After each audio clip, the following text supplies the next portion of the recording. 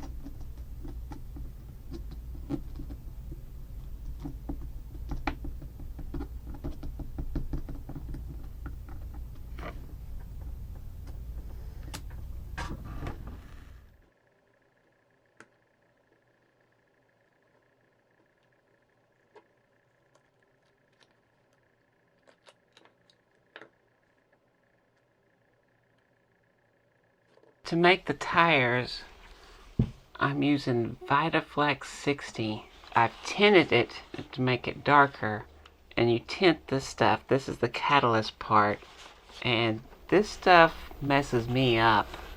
If you look at the data sheet, it's not bad. It's not anything worse than acetone or paint thinner or something like that. But for some reason, I guess I'm allergic to it or something. If I get a whiff of it, it causes me to have an asthma attack. So I have to use a respirator.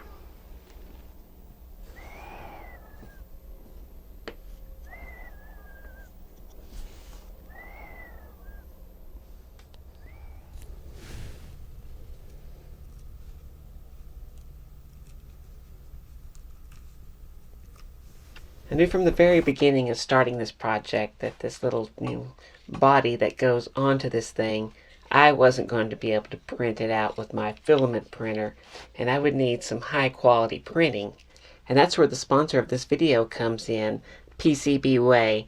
They make high quality PCBs, which is printed circuit boards. They also do high quality 3D printing, and I gotta tell you, this is amazing. I mean, look how small this thing is. That's a AA battery. That's how small it is. And the print is incredible.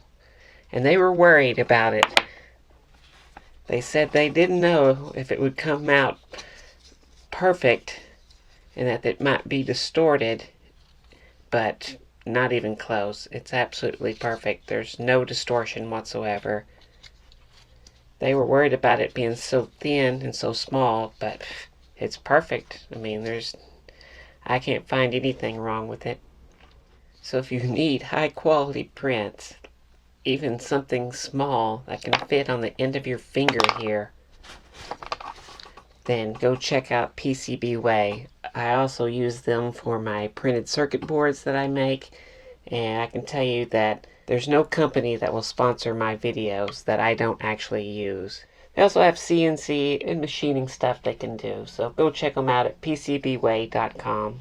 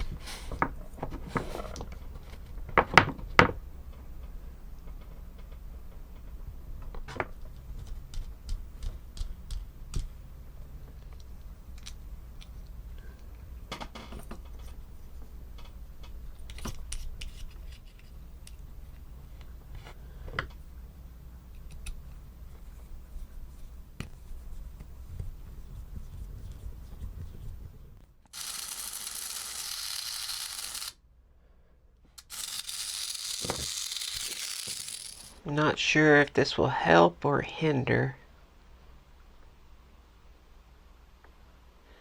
but I'm going to give it a shot. Maybe it'll make it a little more quieter. It's a noisy little bugger.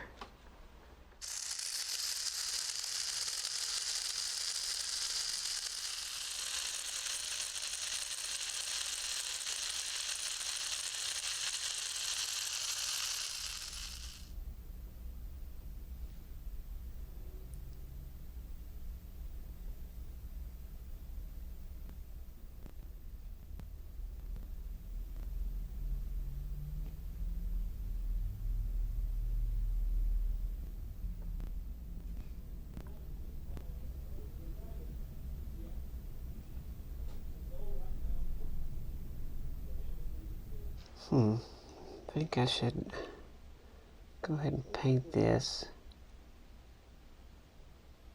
then come back on top.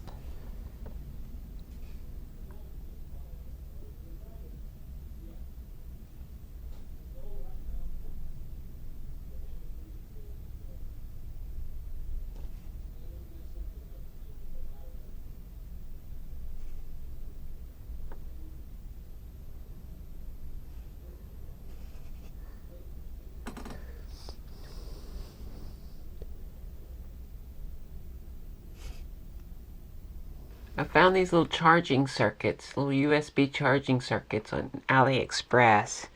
It says 4056 on there. That's about all it says. Here's a package number, if that helps. But these little guys work pretty good.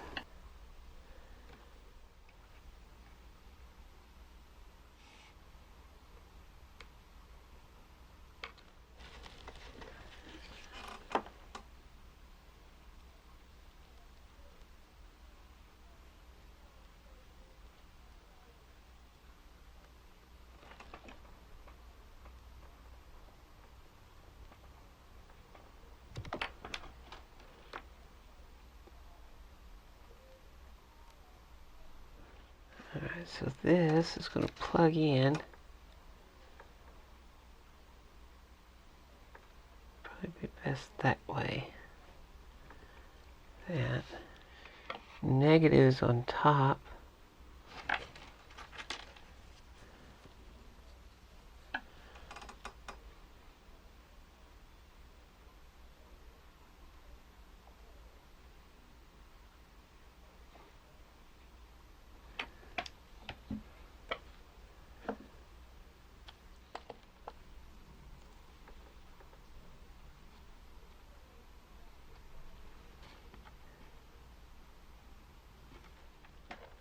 I'm positive it has to go on the bottom.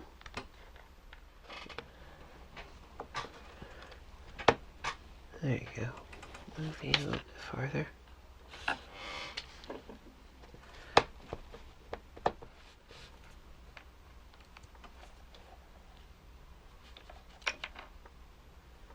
think that'll work. I guess I'll just go with CA glue.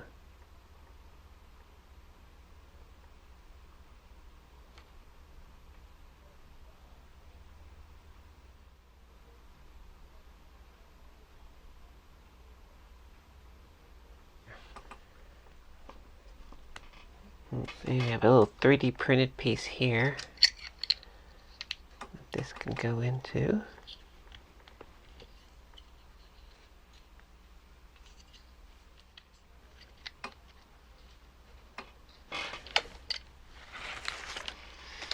And it takes some number 2 1/4-inch screws.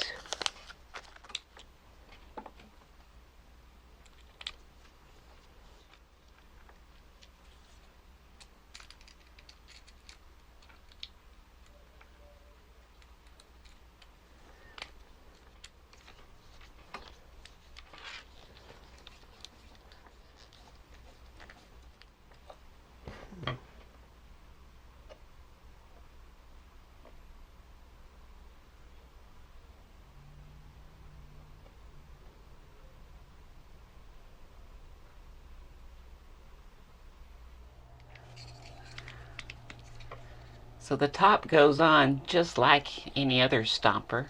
The front part, and there's a little back part back here. And that fits in the little section here on the back, and then it clips in on the front. Put it in here, and then clips in.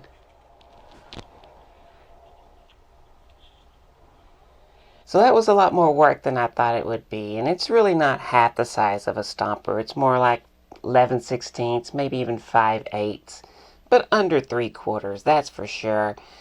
But it's also not twice as fast. I would imagine it's at least 3 times as fast. You know, that just doesn't really flow all that well, of 5/8 as small and 3 times as fast. That doesn't make for a good thumbnail in a video. So I just left it as half and twice, So I just say half the size and twice as fast. So you ready to see this in action? It's pretty fast. Here we go. You ever seen those little dwarf hamsters and how fast they can run? That's what I created here. It's pretty much a little dwarf hamster. You set one of these things down and it just goes.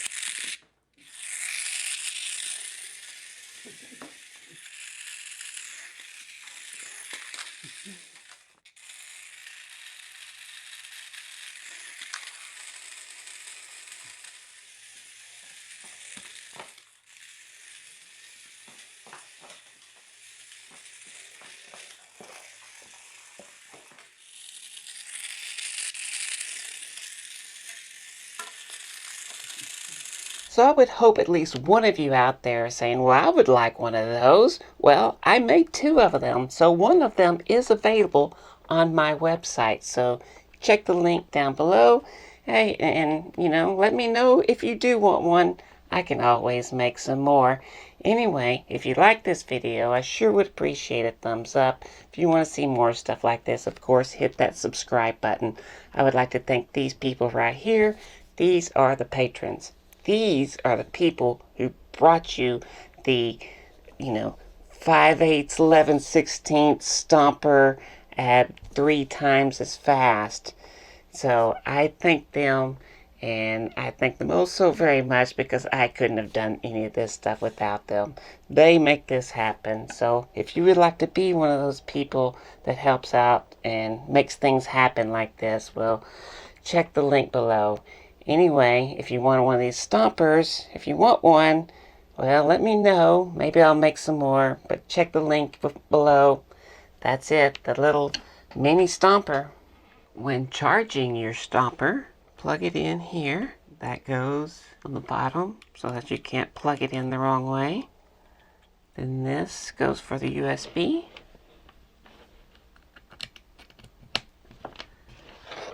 And then just plug it in.